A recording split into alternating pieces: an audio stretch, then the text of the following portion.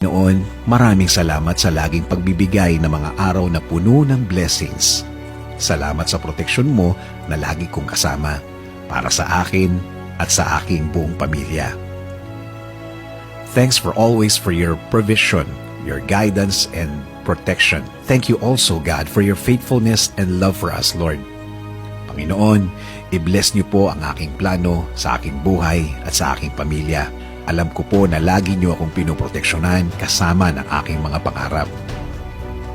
Panginoon, hindi po ako isang perpektong tao at alam ko po na hindi rin perpekto ang aking plano. Pero kayo na po ang bahalang mag-ayos ng mga mangyayari.